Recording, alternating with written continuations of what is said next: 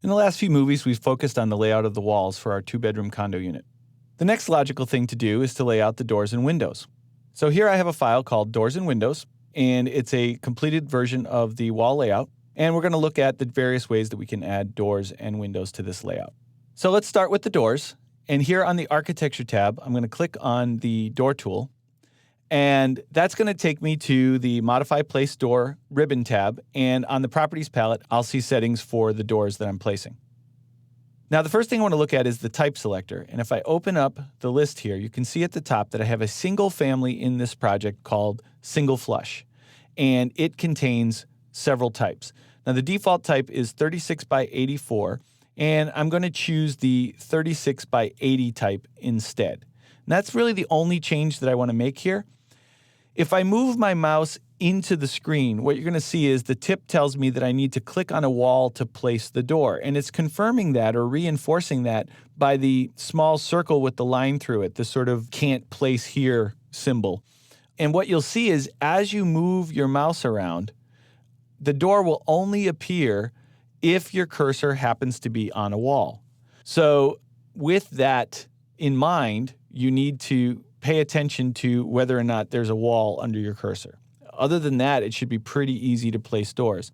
Now I'm going to start with the main entrance to the condo unit right over here on this small angled wall.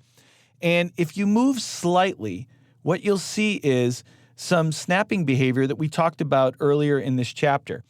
The door will try to find the center of this wall. So it's trying to do that automatically. You don't necessarily have to read the fractions directly to see that. You can kind of tell that it's finding the center of this wall. So as soon as it finds the center, all I have to do is click, and it will place that door.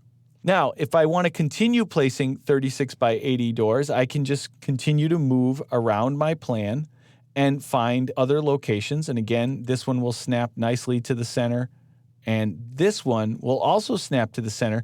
But notice that it's flipping the wrong way. It's swinging opposite of what I might like. It'd be a little difficult to get into this room if the door was swinging to the left like this. So notice as you move the mouse, it can swing in or out of the room. But to get it to swing left or right, what you actually have to do is just tap your space bar. And that will swing it either left or right. So I'm going to click it to place it right there. And I'll place another one over here. Again, I can tap my space bar. Notice that this time we're getting a 6-inch dimension there off the end wall. If you recall the movie on snaps, we talked about the default snapping behavior. That was not limited to just walls. So you can use that to your advantage here with doors as well to maintain standard size jams. So I can get a 6-inch jam there or a 6-inch jam over here or really anywhere that I want to see that. So I'm going to continue to place these. Some of these in the center, some of them with the 6-inch jam, like so.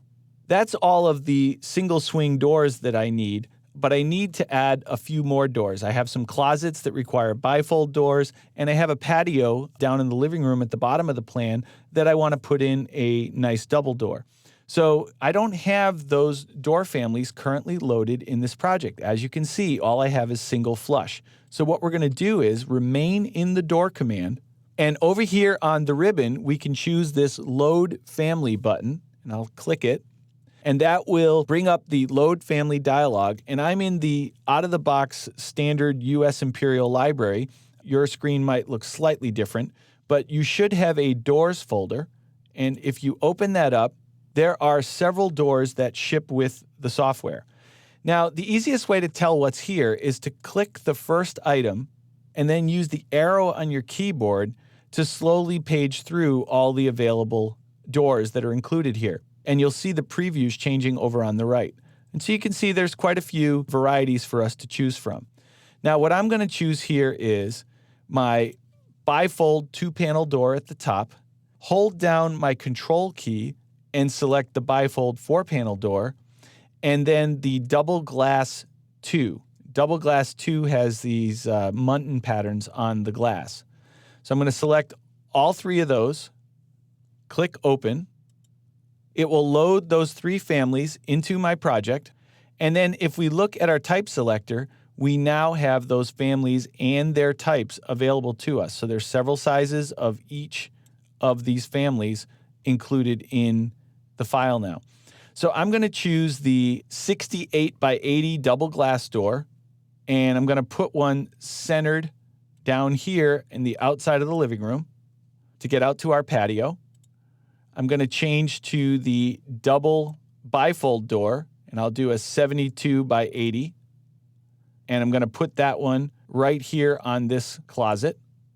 And then I'll switch to the single bifold door, and I'm just going to do a 30 by 80 in this case. And I'm going to place one here, and I'm going to place one here, and one right here.